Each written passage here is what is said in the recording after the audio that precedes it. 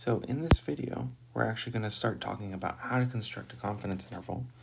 We'll start by exploring population proportions. So this kicks off section 7.2. So remember that our objective is to estimate a population parameter, a proportion P, with an interval. That interval is what we'll call the confidence interval, okay? And our restraints, or what we're subject to, we have a random sample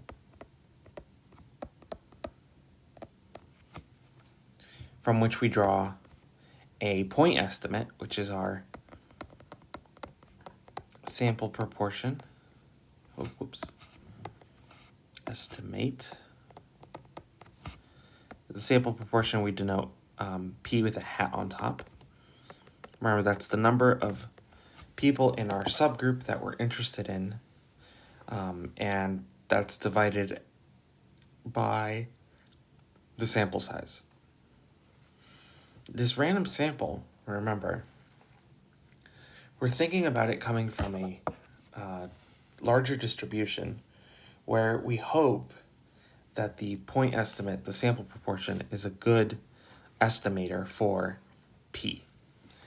And so, what do we want? We want to be able to determine, what's the maximum amount of error, as long as we have some confidence level 1 minus alpha, which will determine how wide our confidence interval will be. All right, so now that we have that, let's actually discuss how to construct this confidence interval. So specifically, and this is a theorem,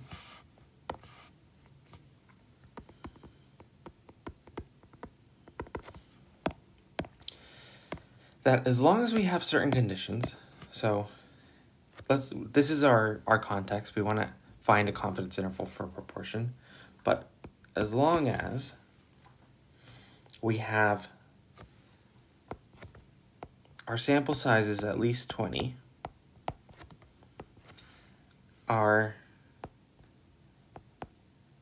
n times p hat, which is also, I'll discuss that in a second, has to be at least 5, and n times 1 minus p hat is at least 5. So to actually make sense of this, right, if you think about what this has to be, and you rearrange the formula for the sample proportion, this is x. This is the number of people in our, or subjects in our interest group.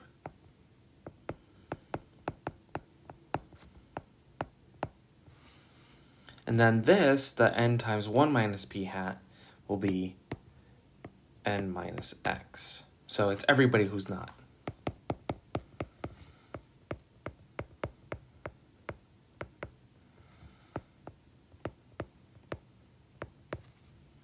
So we want both of those to be at least 5. As long as we can do that, then we can use what we would call the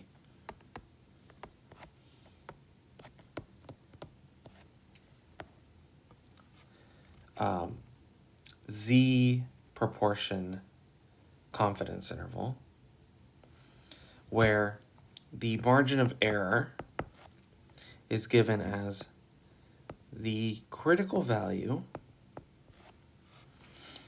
coming from the Z distribution, so the standard normal distribution, times the square root of the sample proportion times 1 minus the sample proportion divided by n, the sample size. So remember, this right here is the standard normal critical value.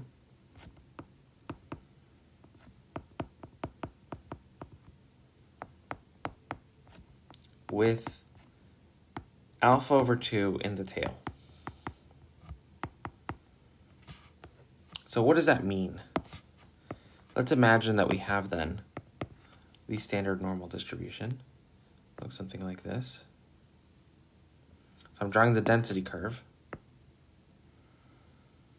Here's 0. And the z alpha divided by 2 is the value,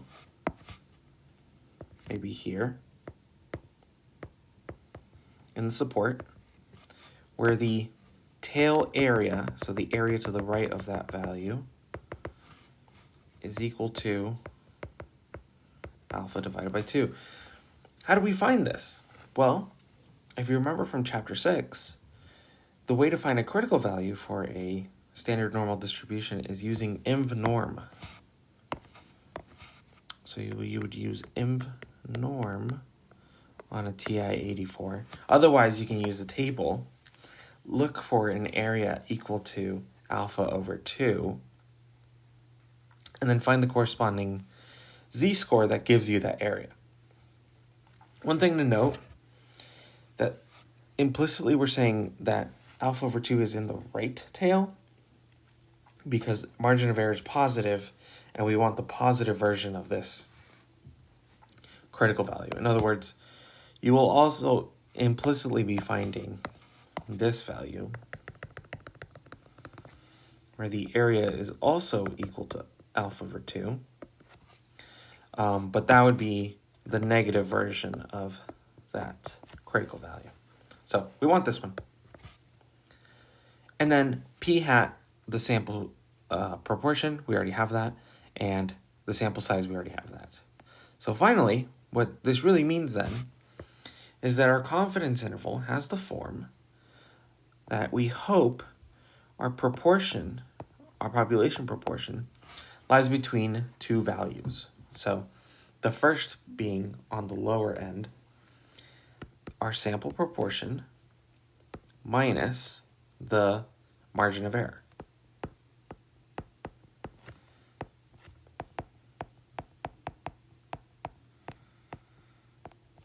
So we would call this p hat minus e.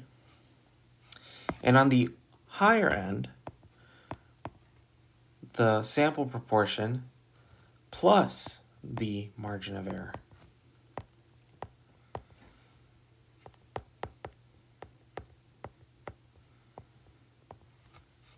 So this is p plus e.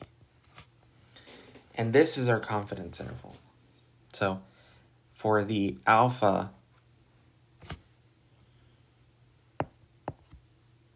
so 1 minus alpha confidence level,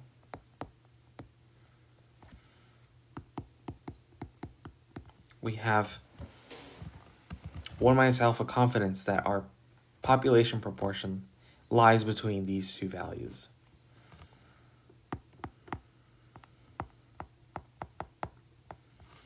Or we might call this the lower bound, and this would be the upper bound. We will traditionally denote these intervals in interval notation.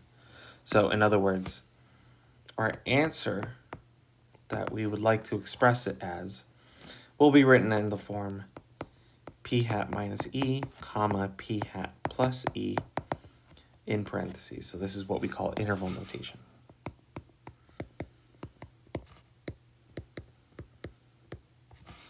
And that's our confidence interval. So if you want to use a calculator, so we mentioned earlier that you can use inv norm to find the critical value that you need. Similarly, if you wanted to skip even more of this work, you can use what we call one prop z interval on a TI-84. And what that actually calculates for you, it calculates E, just E. So there is some assembly required here where you will need to put together the confidence interval once you've used your one prop z interval function, but it will do all the other work for you.